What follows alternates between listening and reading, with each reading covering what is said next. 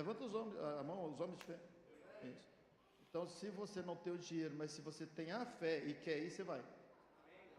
Vou de novo, tá?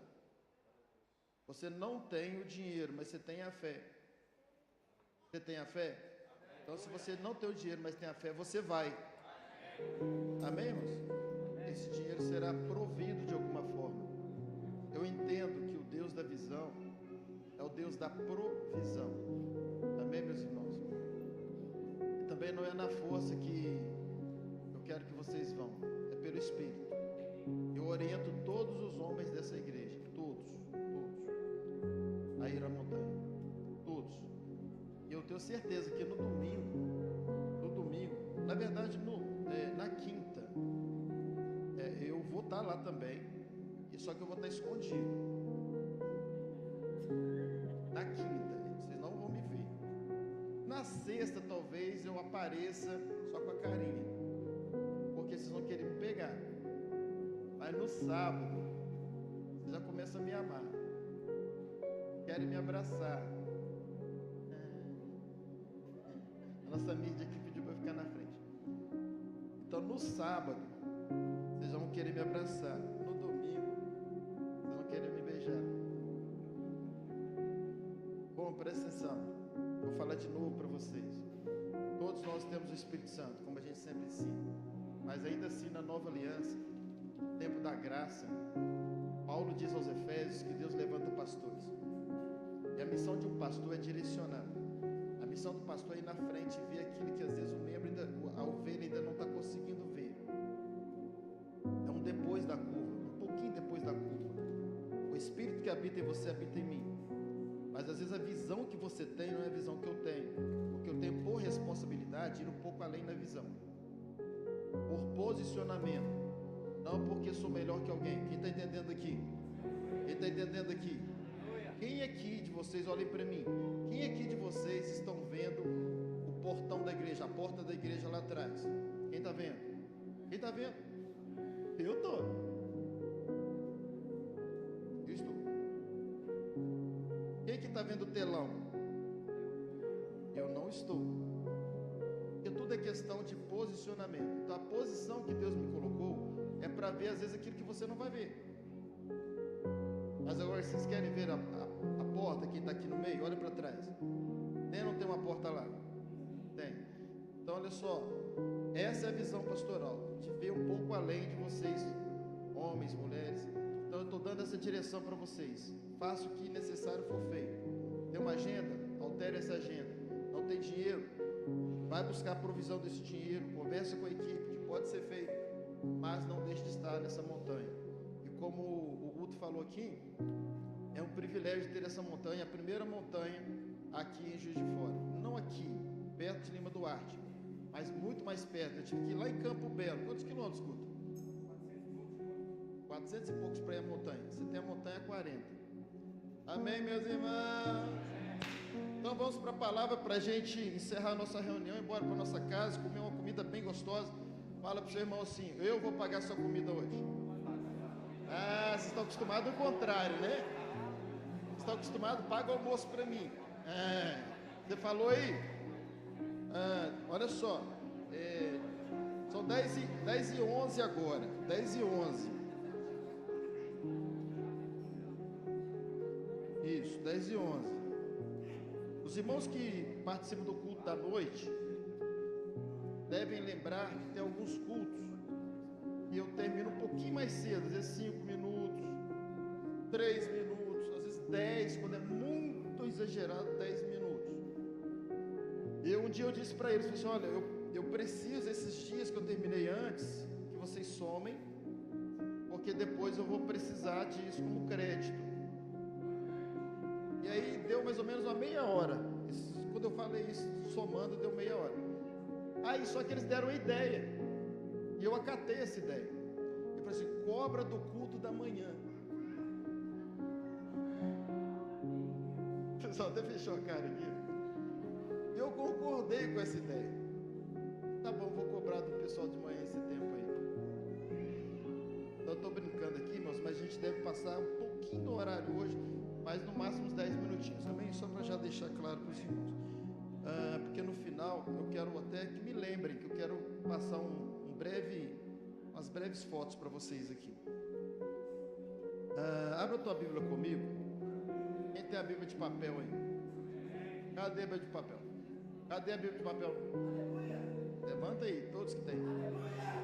Quem tem Bíblia em casa? Quem tem Bíblia em casa e Bíblia aqui? Então deixa eu te dar um conselho. Você que tem mais de uma Bíblia, doe a Bíblia para quem não tem. Quem não tem Bíblia aqui? Todos têm, né? Então não tem doação. Tem ali, tem um irmão que não tem Bíblia. Tem outro lá atrás. Levanta a mão quem não tem. Ele não sabia que era doação, né? Então levante a mão quem não tem Bíblia. Então, olha, irmãos, quem não tem Bíblia, doe. Aliás, quem tem duas Bíblias, doe uma Bíblia, vai ficar com a Bíblia parada lá. A menos que você está usando as duas Bíblias. Se tem uma Bíblia parada, traga para a igreja, traga para aqui, a gente estoca essas Bíblias aqui e vai entregando para quem não tem, porque a gente está com essa cultura aí, essa ideia, essa missão de voltar a Bíblia de papel. Amém, meus irmãos? Amém! Então vamos lá, Marcos 9, 23 é um texto muito conhecido. Marcos 9, 23. Que diz assim: Jesus disse: tudo é possível, tudo é possível, tudo é possível aquele que crê. Tudo é possível aquele que crê. A base do cristianismo é a fé. Por isso que em Abacuque, em Hebreus, em Gálatas e em Romanos, nós vamos ver o mesmo texto: o meu justo viverá da fé. Não adianta você ser alguém de oração sem o uso da fé.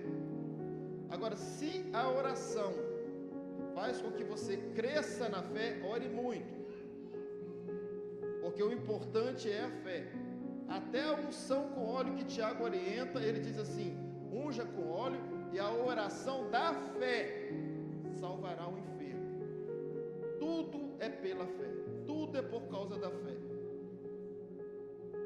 E Jesus, ele disse, usando um significado de fé e crer, ele diz assim: olha, tudo é possível que crê. Então, se você realmente entende esse texto, você começa a observar que não é mais responsabilidade de Deus, é responsabilidade de quem? De quem? De quem? Quem está acordado aí? Nossa. A responsabilidade, ela é nossa, porque está consumado. Agora, se você não crê, para você não é possível. E se você crê, para você é possível. Tudo é possível. Jesus foi claro: tudo é possível aquele que crê. Veja que o crer é tão poderoso, o crer é tão poderoso, que por não crer, muita gente vai para o inferno, vai para o lago de fogo. E por apenas um crer, essa pessoa terá salvação eterna. O crer é tão poderoso que quando você vai num leito de um hospital, a pessoa às vezes viveu uma vida debandada todo o tempo, ou a pessoa era até um ateu. Vamos pensar a pior pessoa dessa terra, que não crê em Deus. Mas se você for lá inspirado pelo Espírito, dá uma palavra para ela no leito de morte, e ela crê, a Bíblia diz que se ela crê, Romanos 10, 9, se ela crê e confessar com o coração, todo aquele passado dela é esquecido, e o que vale é dali para frente, mesmo que ela morra no próximo minuto. Olha o poder do crer. E parece que a gente aprendeu errado, porque a gente vê até frase assim em carros. Hoje não usa muito adesivo de carro, mas lá atrás usava, né? A oração tem poder. Não, quem tem poder não é a oração, quem tem poder é a fé. A oração pode te levar à fé, mas é a fé. Eu prefiro 1 minuto de oração com fé do que 1 hora sem fé. Alguém discorda de mim aqui? Não adianta você ter muita oração, se ser alguém de oração, se você não tiver fé. E qual é o maior problema da igreja de hoje? A igreja desse século, e talvez venha estendendo em outros séculos também, é que a gente vive muito mais, preste atenção nisso aqui, uma vida de expectativa do que uma vida de convicção. A expectativa, e esse é o nosso tema hoje: expectativa ou convicção? Você é alguém de expectativa? Esse é o tema. Você é alguém de expectativa ou você é alguém de convicção? A expectativa, ela está ligada ao que Deus irá fazer. Está ligada ao futuro, ainda que esse futuro seja o amanhã, ainda que esse futuro seja amanhã o meu visto, ainda que o futuro seja hoje à tarde. A expectativa está ligada a um tempo que ainda não existe. Já a convicção, ela está ligada ao que já existe. É a diferença de fatos e promessas. Eu prometi que estaria no culto da manhã, que não é o meu hábito estar de manhã. Então até 9, eu cheguei acho que 5 para as 9. Até 5 para as 9 era uma promessa. Mas agora já não é mais promessa, agora é fato. Eu estou aqui. Onde está o grande problema da maioria das pessoas que acham que vivem fé? Elas estão crendo na promessa, quando na verdade a promessa, e não a promessa, mas no plural, todas as promessas, todas, já foram cumpridas no fato chamado cruz. Você está esperando o quê? Qual é a expectativa de algo que já aconteceu? Hoje a gente vive a convicção da cruz, hoje a gente vive a expectativa de algo que Deus vai fazer, porque aí assim anula a cruz. Por isso que Paulo vai dizer que muitas vezes a gente torna a cruz em vão, porque a gente quer pagar um preço que já foi pago, a gente quer fazer um sacrifício que já foi feito, a gente quer pedir a Deus o que Ele já nos deu. Dá essa caneta repetindo. Já dei esse exemplo algumas vezes, mas parece que tem que ir repetindo. A gente tem que falar muita coisa sobre a mesma coisa, até a gente entender. É muita coisa sobre a mesma coisa, até desconstruir algumas crenças erradas. Dá a caneta aí, fazendo favor, filho. Por favor, me presta a caneta, eu vou te devolver. Alguém tem uma caneta? Porque eu estou pedindo uma caneta para ele, e ele não quer me prestar a caneta. Me arruma a caneta aí.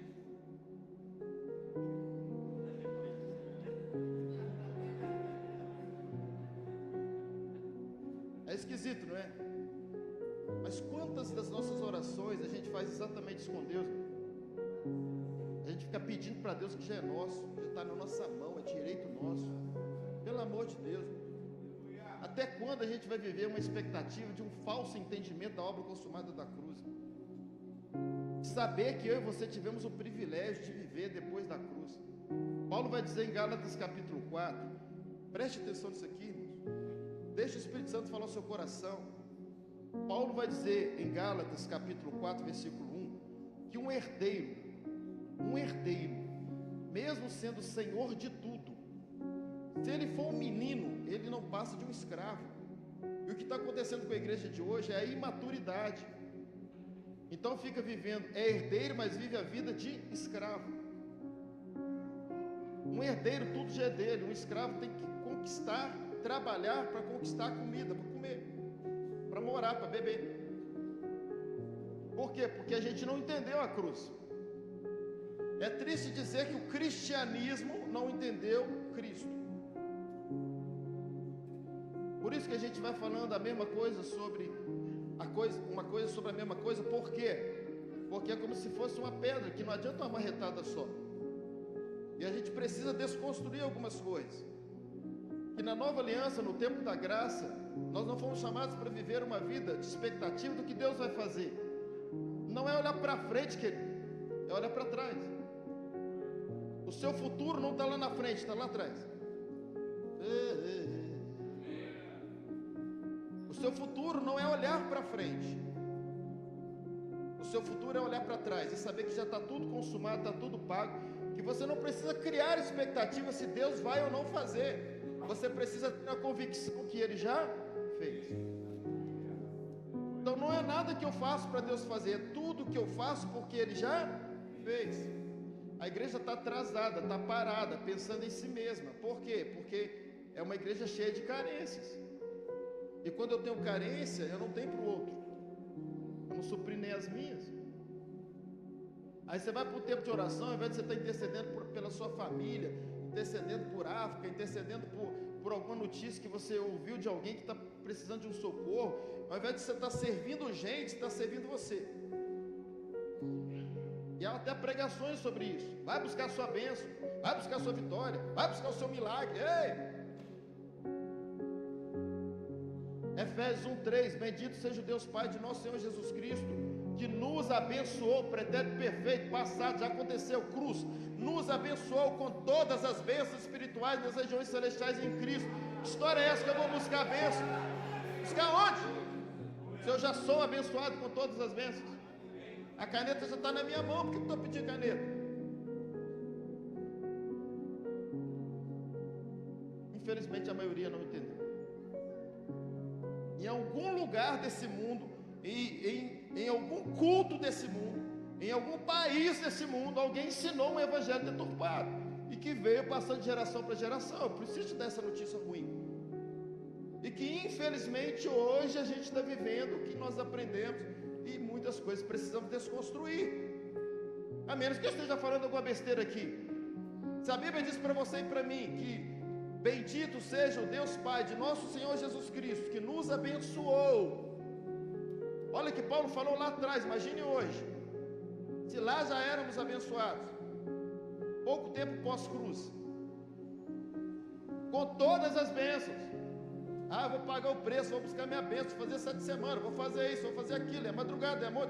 Você pode fazer isso tudo, querido, mas não para buscar algo, para revelar o seu coração que você já tem tudo. Tudo tem a ver com o nosso coração, com o nosso entendimento e com o nosso crer. Por isso que Jesus foi claro, eu vou resolver tudo na cruz. Então tudo é possível que você, se você crer.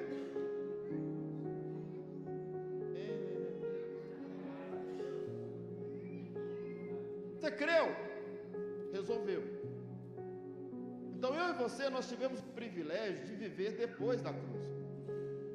Nascer depois da cruz. E quando você creu, você se tornou filho. João 1,12. E quando você se tornou filho, você se tornou herdeiro e co-herdeiro de Jesus Cristo. Então tudo que o Pai tem já é seu. Não dá para ficar vivendo mais uma vida de expectativa do que Deus vai fazer. Deus está esperando a gente ter um coração que crê no que Ele já fez. Eu sempre digo isso aqui, que ao mesmo tempo que você usa para orar, para tentar convencer Deus de te dar, é o tempo que Ele usa para te convencer que Ele já te deu. É uma oração de apropriação, é uma oração de filho. E o filho, ele tem tudo que o pai tem. Tudo que o pai tem já é nosso, por direito. Porque merecemos? Não, porque Deus é bom, por causa da cruz, porque Jesus pagou. Você é justificado nele. Eu quero a cada um que eu falar a palavra que eu falar aqui, você dá um aleluia e um glória a Deus. O seu coração crê nisso. Você é justificado nele. Você é salvo nele. Você é amado nele. Você é reconciliado nele, você é redimido nele, você é liberto nele, você é abençoado nele, você é mais do que vencedor nele. Eu poderia citar outras coisas aqui que você já é. A Ele a honra, a glória.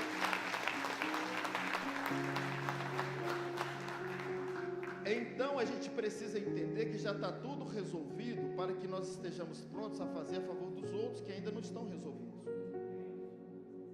Não é sobre você, é sobre o próximo. E o próximo tem dois significados: é aquele que está perto, mas o próximo é a próxima geração também. Se você não se mover a favor do próximo, não terá próximo salvo. Tem muita gente que se converte, ou melhor, se convence, vem para a igreja e fica anos na igreja e não teve um próximo. Não é só o próximo estar perto, é também, mas esse próximo estar perto é para que você salve uma outra geração, a próxima geração, e isso conta com cada um de nós. Mas o diabo sempre coloca na mente dos crentes que é sobre ele, e a gente vê muita pregação sobre isso. Não fica perto de quem é ímpio, porque senão você se torna um ímpio. Peraí, onde que eu vou salvar então? É lá, é no meio deles. É claro que eu preciso ter esse entendimento e essa estrutura, mas eu preciso entender que Deus quer me usar para que outros sejam resolvidos, porque para mim já está tudo resolvido. A gente encontrou aqui nessa manhã. Você veio buscar o que aqui? Eu vim buscar minha bênção. Eu vim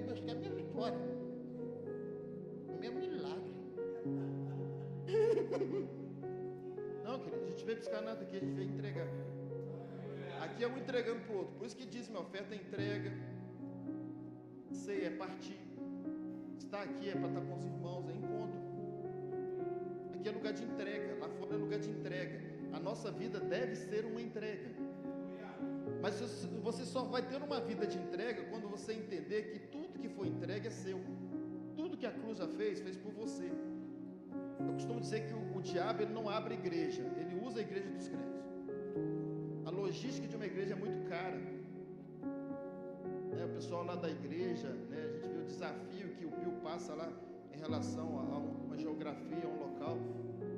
Como é caro isso, como isso custa dinheiro. Quero até aproveitar aqui e louvar a Deus pela vida do Bill, que tem sido um canal de bênçãos para a nossa vida também, inclusive para a África, está indo à África esse mês também, e tem uma oferta mensal que dá para o Carlinhos, ajudou a gente a adotar lá. Aplaudo o Senhor por essa igreja. Mas voltando ao assunto, o diabo ele não abre igreja porque ele deve achar que é muito trabalhoso, mas infelizmente ele infiltra na igreja, dizendo coisas até que parecem que Deus falou, mas que no meio dessas palavras tem uma troca. Bênção, você vai ser abençoado, é o que o diabo fala. Opa, não dá aleluia ainda não. É o que o diabo fala, você vai ser abençoado. Mas o que Deus fala? Você já é abençoado. Então assim, parece quase igual, né?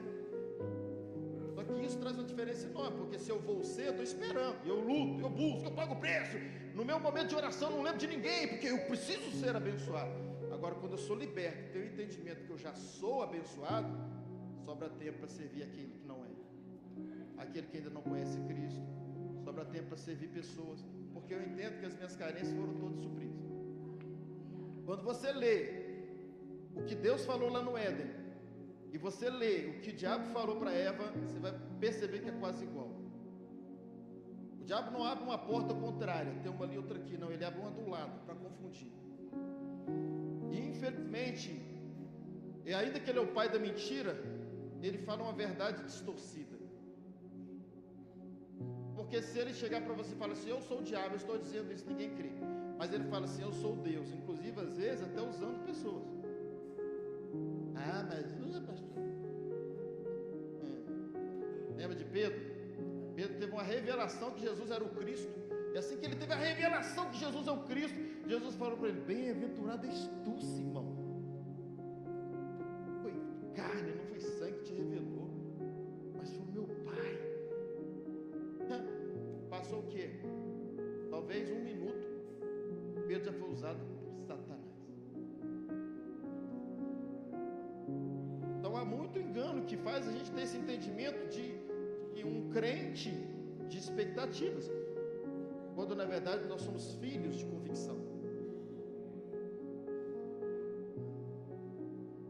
A religião te apresenta um Deus poderoso, Ele é poderoso, mas o cristianismo te apresenta um Pai amoroso, que é o Deus Todo-Poderoso, mas Ele é o seu Pai, e que tudo que você precisa não será seu. Ah, Deus, o Senhor prometeu, o Senhor vai cumprir. Ele está olhando assim: Espírito Santo, faz a obra. Cumpriu o quê? Paulo vai dizer para nós que ele veio, morreu, subiu, sentou à direita do Pai e descansou. Está vendo ali o Marlim com os braços cruzados? Eu mantenho cruzado. Se me ajudar na pregação aqui, eu consigo crer num Deus assim. Só que a maioria dos crentes, quase na sua totalidade, crê num Deus assim: resolve lá, resolve lá no Japão, meu filho orando lá na um Deus louco. Tem gente que crê assim: se eu chorar na oração, eu vou comover Deus e Ele vai me atender. Ah, Jesus.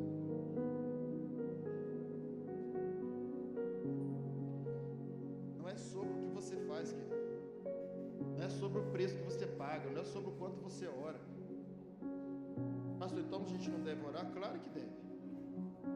Mas tudo que a gente faz, a gente precisa entender um pouco mais sobre motivação do que estamos fazendo. Então tudo que eu faço não é para Deus fazer. Encana. E às vezes é por isso que você está orando sobre algumas coisas que tem 10, 15 anos, 20 que você ora e nada acontece. Por que não acontece?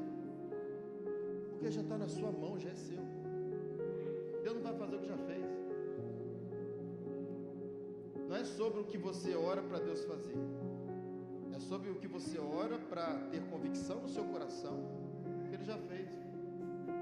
Que já está consumado, que está pago, e nós somos filhos. Ah, Senhor, me ajuda a amar mais. Precisa ler um pouquinho mais da Nova Aliança, que Paulo fala principalmente, que Paulo foi o apóstolo da graça da Nova Aliança. Romanos 5,5. Quem fala esse texto para mim vai ganhar uma caixa de bombom da Márcia aqui. Sim, senhora. O Espírito Santo me revelou aqui. Romanos 5,5, o que está escrito lá? Sem colar, hein? Ó, Márcia. Depois você resolve com a Márcia. Então, Paulo vai dizer que o amor de Cristo foi gotejado nos nossos corações. Amém, meus irmãos? Foi derramado nos nossos corações pelo Espírito que nos foi dado. Então, peraí, para eu amar, Deus precisa me ajudar a amar, ou eu preciso colocar para fora esse amor? Para eu perdoar, porque o perdão é como se fosse o fruto do amor. Para eu perdoar alguém, eu preciso pedir Deus ajuda para perdoar? Ou Deus tem que fazer alguma coisa para eu liberar o perdão? Ou eu só preciso crer que o amor já está derramado ao meu coração e quem ama perdoa? Está vendo os enganos sutis de Satanás? Se o amor já está derramado no seu coração, não é o que Deus vai fazer. Deus não tem nada com isso mais. Ele já resolveu. Está resolvido. Você só precisa crer nessa verdade e dizer: eu não aceito mais mágoa no meu coração. Eu não aceito mais ofender as pessoas. Eu não aceito mais não ser uma pessoa mansa. Tudo que for contrário ao amor, você tem que rejeitar, porque o amor já está aí dentro. Eu vou amar mais, eu vou perdoar mais, eu vou ser mais generoso. Tudo que você precisa, tudo que eu e você precisamos, gente, a gente está repetindo muitas coisas aqui. Não está do lado de fora para pôr para dentro. Está do lado de dentro para pôr para fora. Quem crê aqui que Deus habita em nós? Então nunca mais você vai usar esse termo para um crente. Para como um crente. Vá com Deus. Você tem coragem de falar para a pessoa que você, quando está despedindo, você vá com a sua mão? Igual o exemplo da caneta, esquisito, né? Ah, vá com sua cabeça. Ah, vá com seu cabelo. Quem tem, né? É tu. Vá com seu pé. Vamos, já está em nós. Não tem como não ir. Será que você entendeu mesmo que o Espírito Santo, o próprio Deus, habita em nós? E se Ele habita em mim, onde eu for, Ele está indo. Estou indo para a montanha, Ele está comigo lá. O salmista vai dizer na velha aliança, que se for para o fundo do oceano, Ele está lá. Ele é onipresente, e além de onipresente, onisciente, onipotente, Ele ainda é alguém que decidiu na nova aliança habitar dentro de nós. Na velha era Deus com o homem, na nova é Deus no homem. Você crê assim mesmo? Quantos aqui crê que já são abençoados com todas as bênçãos? Você crê que não tem nada a ver sobre você, é sobre Deus, amém? Sobre a cruz. Quem aqui crê que já são abençoados com todas as bênçãos? Não, quem aqui crê mesmo? Você que gritou e que falou que crê mesmo, você nunca vai dizer para um crente: Deus te abençoe mais. Não vai valer nada, porque ele já é abençoado. Muda essa frase, fala assim: acredite que você já é abençoado. Fala assim então. Quer despedir e tal, despeça de outra forma. Tanto é que a maioria sabe aqui que eu cumprimento assim: e aí, abençoado, e aí, abençoado. Paz, filhão, abençoado, abençoado. Para que essa pessoa lembre. É propositadamente que eu falo isso. que ela já é abençoada? Quem aqui já é abençoado?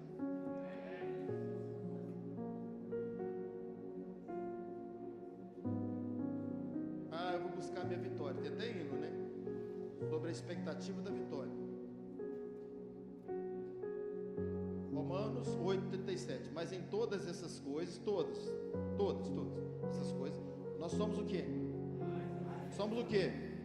Nós não somos vencedores, não. A gente não entrou no ringue para lutar e ganhar, não. Alguém entrou por nós. Então, não somos vencedores. Alguém já pagou esse preço e me colocou numa condição que eu sou o quê? Mais do que vencedor. Porque eu sou bom, eu sou forte o suficiente? Não. Eu sou mais que vencedor por aquele que me amou. Olha a conjugação verbal. Me amou. Ele me amou, ele pagou o preço por mim e me tornou mais do que vencedor. Ele se fez pecado para me tornar justo. Então, meu irmão, entenda isso, está tudo resolvido. Isso te leva para outro nível, um nível onde você vive mais a favor do próximo do que a favor de você mesmo, porque você já entendeu que está tudo resolvido e que você precisa de fato de quem não tem nada resolvido ainda. A pessoa na sua família às vezes que não é cristã ainda, que não conhece Cristo, não se entregou a Cristo, não crê. Você crê. Quando você tiver esse entendimento que suas carências foram todas resolvidas, você tem tempo para resolver a carência do outro. Quem está entendendo, irmãos? Quem está entendendo? Então nós fomos chamados para viver não sob expectativas, mas sob convicção. Não é sobre promessa, é sobre fato. Já está pago, está consumado. Você é filho, amado, salvo nele, abençoado nele, mais que vencedor nele. Tudo já está resolvido. Eu só preciso crer. E assim a minha oração muda. Eu não oro pedindo a Deus para fazer, mas eu oro me apropriando do que Ele já fez. Eu oro convencendo o meu coração que eu já sou filho. Não porque eu mereço, mas porque Ele me reconciliou.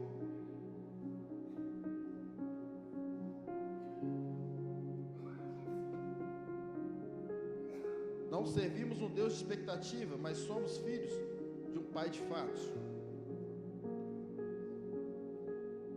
A minha vida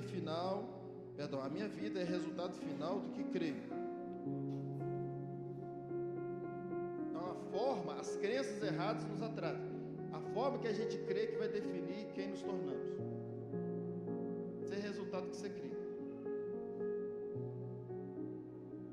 Tem gente que talvez você veio de lá, ou às vezes você ainda é assim, e crê que vassoura atrás da porta espanta visita. São tantas fezes que tem por aí, que vira no plural fezes. Trevo de 4 folhas. Mais o que? Ferradura. A massa, sabe? Me ajuda aí, mais. Eu preciso daqueles que têm essas práticas aí para me ajudar. Acabou minha ajuda agora. Sal grosso. Você vê que a prática de sal grosso, não estou expondo o nome de igreja aqui. A prática de sal grosso está dentro da igreja. Mais o que mais? Arruda, espada de São Jorge. São crenças. 3 tapinhas na boca? 3 tapinhas na boca. Arruda. Não deixa de ser crenças. E olha só, isso é tão poderoso. Isso é tão poderoso. Que gente que crê dessa forma, que crê mesmo nisso, isso acontece para essa pessoa. Só que são crenças erradas. Então eu não posso, porque tem muitas crenças que são erradas. Você quer ver? Com todo amor aos católicos, mas com muito amor mesmo vou falar isso aqui. Mas quem aqui, quando o católico recebeu uma bênção, pediu a Deus uma bênção, a Aparecida, a Maria, e recebeu? Levanta a mão. Não precisa ter vergonha não, levanta a mão, irmãos. Quem já recebeu uma bênção lá atrás, que nem conhecia Deus, e pediu gente. Pode levantar a mão, irmão, sem vergonha. Que vergonha, hein? Eu sou mais um que levanta a mão. Mas por que isso? Porque Deus não leva em conta o tempo da ignorância. E naquele tempo você era ignorante, mas você de certa forma aprendeu daquela forma e usou a fé.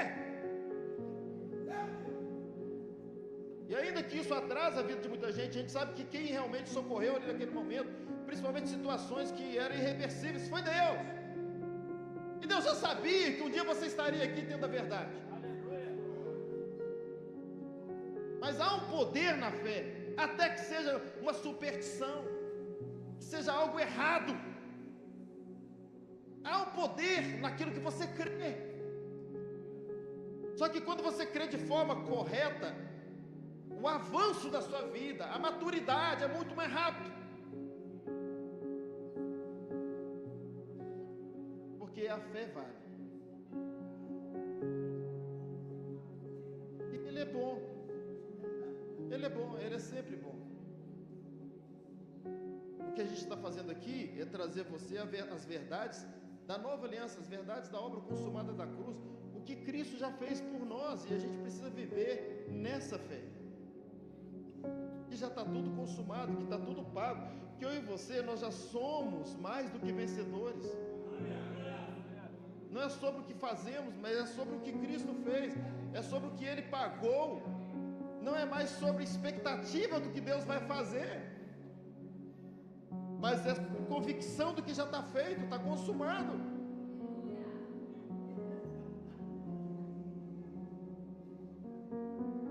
É convicção. Quando eu vou para uma oração, eu posso até apresentar todas as causas, as demandas que eu tenho, mas a minha forma de orar mostra se eu sou alguém que entendi a nova aliança ou se eu sou alguém ainda da velha. Aí, por exemplo, você quer ver outra coisa? Isso aqui é demais, irmão.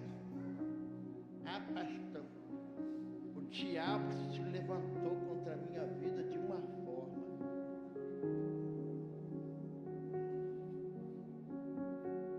Você crê assim? Aí você fala assim, desse jeito. Aí sabe o que acontece no mundo espiritual? O diabo chama os demônios dele, pelo menos uma meia dúzia, e fala assim: tá vendo aquela crente ali? Ela não entendeu que somos derrotados. Então, ela pode atacar que dá certo. Ela vai viver assim a vida inteira.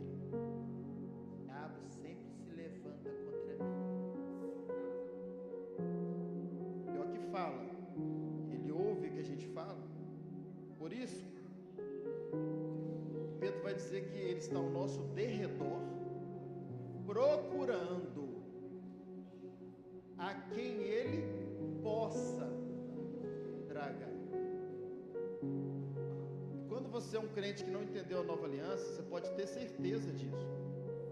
Se você é um crente que não entendeu a nova aliança, para você, o diabo não está derrotado. Olha que crise. Ele está derrotado, mas para quem não crê, ele não está. Ele está derrotado só para quem crê. A salvação está disponível, sim ou não? A salvação está disponível? A graça está disponível para toda a humanidade? Tá. Deus amou o mundo de tal maneira. Por que então muitos vão para o lago de fogo? Eu não creio. Então, como eu falei no início, olha o poder do crer. Então isso vale para outras áreas. Se você crê que o diabo se levanta, crê que o diabo, quando você está numa bênção, você vai falar, quando eu vou, tem gente que é assim, quando eu vou fazer a obra de Deus, irmão, meu filho, o diabo vem forte. Peraí, então ele não está derrotado. Então ele não foi exposto ao vitupério, então ele não foi vencido na cruz do Calvário. Ele foi, só que você não entende assim, você não crê assim. Então para você tudo é possível que crê. Então isso vale para o contrário também. Se você crê que o diabo não é derrotado ainda na sua vida, tudo é possível também. E é por isso que ele te ataca.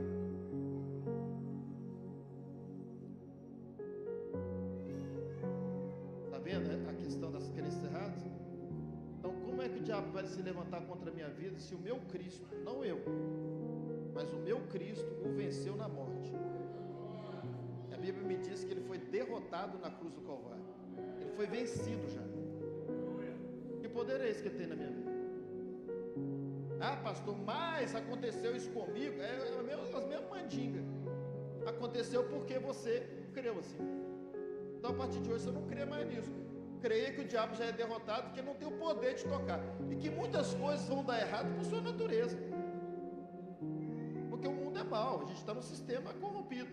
Então muitas coisas vão dar errado, mas não dê esse crédito para o diabo. Isso fortalece ele. Eu não posso, já vou encerrar. Eu não posso estabelecer, preste atenção nisso aqui. Eu não posso estabelecer as minhas doutrinas baseadas nas minhas experiências. Ah, pastor, eu tive uma experiência que eu vi demônio. Você viu porque você crê errado, não porque a doutrina diz isso. Porque se você crê que ele é um derrotado e que ele não tem poder na sua vida, você nunca vai ver demônio, e muito menos atacando a sua vida. Por quê? Porque você crê que ele é um derrotado. E a Bíblia diz para nós que tudo é possível que crê. A gente era para ser.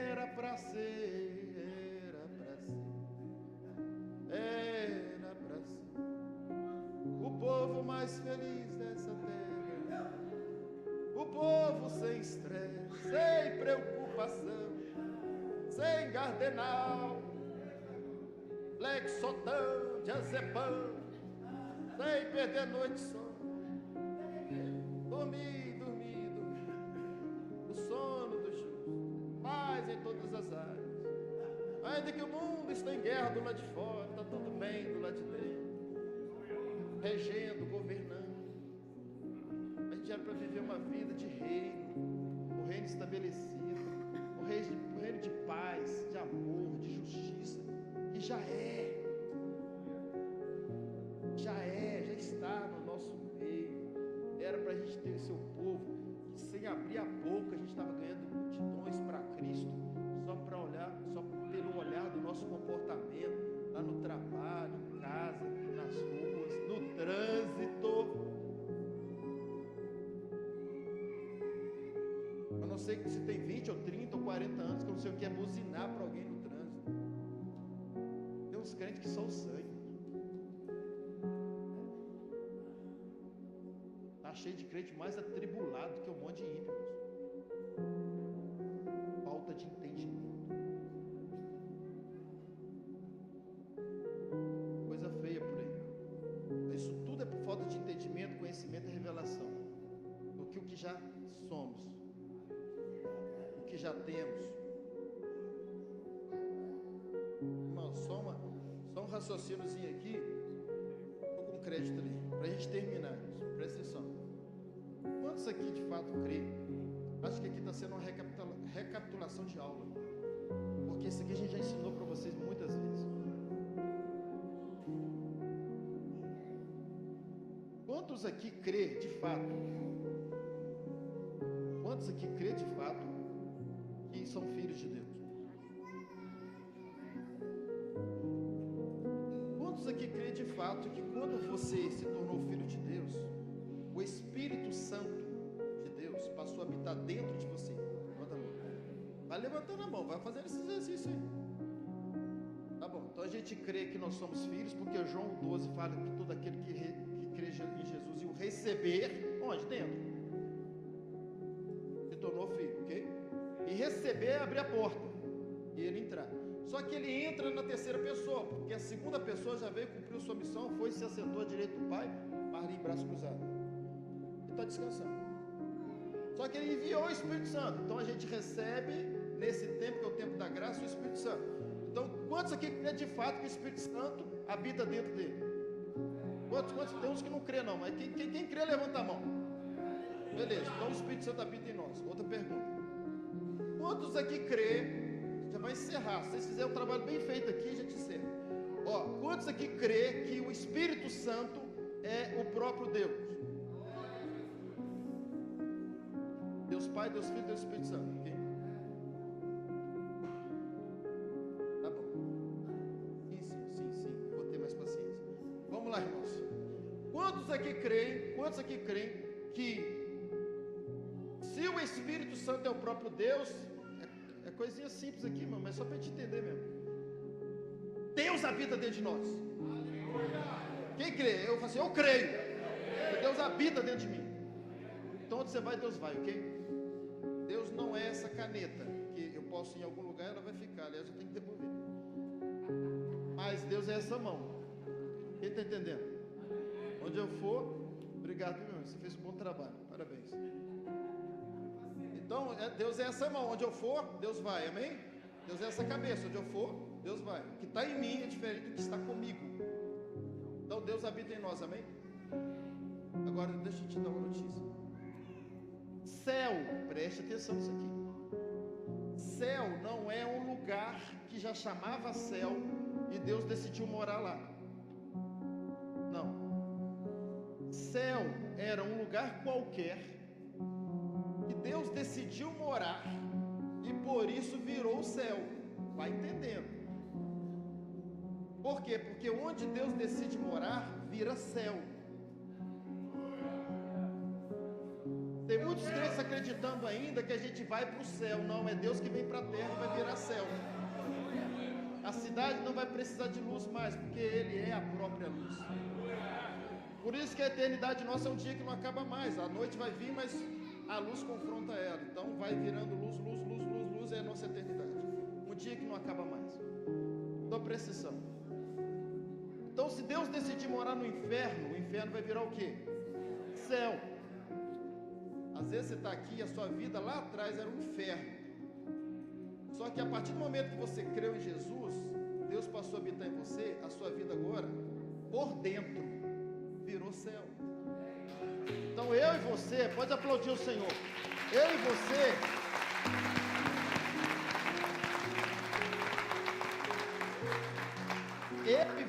todos nós que estamos em Cristo, nós temos um céu do lado de dentro. Ainda que tenha um inferno lá de fora. Aí eu venho, pastor, por mim, põe a mão na minha cabeça, porque lá no meu trabalho está um inferno. Eu vou ter que pedir conta. Não, querido, você que leva o céu para lá. Ué. Você está ali, você tem que ficar ali mesmo, porque você é o único que pode levar o céu para aquele lugar. Mas você vai sair de lá para quê? Qualquer ambiente que você for e que eu for, a gente está levando o céu, a gente está levando a paz, levando o reino de Deus. Por isso Jesus falou, o reino de Deus está dentro de vós. A gente está levando um reino de justiça, de amor. Está tudo do lado de dentro. Porque Deus habita em nós, e onde Ele habita vira céu. Então onde estão as nossas crises? Na nossa falta de revelação de quem somos. E o que nós temos de benefícios por sermos. Então a nossa crise é muito mais de identidade do que de comportamento. Não adianta você ficar para uma pessoa e falar, você tem que parar com essas drogas, rapaz. Para com essas drogas. Não é isso.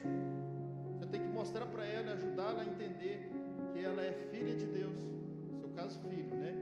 Filho de Deus, amado de Deus, que Deus habita. É reforçar a identidade. De modo que ele entenda que as drogas não combinam mais com o Filho de Deus. De modo que ele entenda que o céu que habita nele tem o poder de vencer o inferno do crack. E o que está dentro é mais poderoso do que está fora. Não é sobre pecado, é sobre identidade, meu irmão. Quanto mais eu reafirmo para ele quem ele é, mais ele vai saber o governo que ele tem sobre o pecado. Tanto é que Paulo vai dizer que o pecado não tem mais domínio sobre nós, porque nós não estamos mais debaixo da lei, mas nós estamos debaixo da graça. Então o seu remédio para dormir não é o remédio que você compra na farmácia, faz com muito amor. É o remédio do entendimento que o Deus da cura e do sono já está dentro de você, para você deitar e dormir tranquilo, para você descansar. A paz que você precisa não é quando o seu trabalho fica bom, é quando você entende que já está tudo bem com você. E que não importa o que acontece do lado de fora. Se eu pegar essa garrafa aqui, tem água aqui, eu posso beber essa água, porque ela é potável. Se eu pegar essa água aqui, bem tampadinha, jogar dentro de uma privada, se eu jogar dentro de uma lama, qualquer lugar que eu jogue essa água, ela pode sujar toda do lado de fora, pode estar tudo lambuzada do lado de fora, toda cheia de barro, de merda, de tudo que você puder imaginar. Mas do lado de dentro tem uma água pura, não muda, não tem o poder de afetar lá dentro. Assim somos nós, irmãos. Nada do lado de fora, Satanás, seus demônios, ninguém, sistema do mundo, tem o poder de afetar o que está do lado de dentro. E às vezes você perde a sua noite de sono porque você deixou de entender, ou nunca entendeu quem você é do lado de dentro, que é o seu governo. E isso tem que virar convicção. Não é o que Deus vai fazer, é eu crer no que já foi feito, está consumado. Eu sou filho, Ele me ama e está dentro de mim, e está tudo resolvido. E eu começo a expressar a minha fé, eu começo a me posicionar em fé, e o sistema todo vai obedecer. O diabo vai obedecer, seus demônios vão obedecer, a natureza vai obedecer, a insônia vai obedecer, a enfermidade vai obedecer. Porque naquela cruz, Ele não vai me curar, Ele já me curou. Foi levado todas as minhas enfermidades. Amém, meus irmãos? Fique de pé no seu lugar.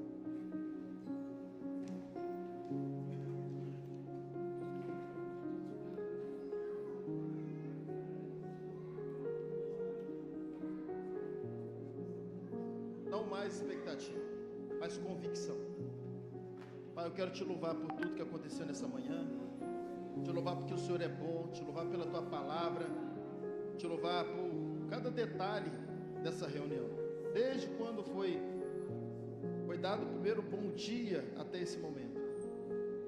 Nós queremos te louvar porque somos filhos amados do Senhor, e que não é sobre nós, e que tudo que o Senhor tinha que fazer já foi feito. Ajuda-nos, ó Deus, como o autor aos Hebreus disse, nós possamos nos esforçar, não para convencer o Senhor de nada, mas esforçar para entrar nesse ambiente de descanso, que nós possamos procurar com diligência onde está esse descanso, entender a obra consumada, entender a graça, entender a cruz, entender quem somos pós-cruz, e a cada dia isso traga mais revelação aos nossos corações, entendimento, e nos ajude a compreender que a cruz já nos proporcionou. Nós te louvamos pelo teu amor, pela tua bondade, te louvamos pelo teu carinho por nós como Pai, e que possamos sempre lembrar que o Senhor sim é Deus, mas o Senhor decidiu ser o nosso Pai. O Senhor nos reconciliou através do teu Filho. Nós te louvamos pela nossa tarde, que vai ser uma bênção, porque já somos abençoados. Como vai ser diferente? A nossa noite vai ser uma bênção, porque já somos abençoados. A nossa semana vai ser uma bênção, porque já somos abençoados. As nossas finanças são bênçãos, porque somos abençoados. A nossa saúde é uma bênção, porque somos abençoados. Tudo em nós é bênção, tudo em nós, tudo. Porque o Deus que habita em nós é tudo.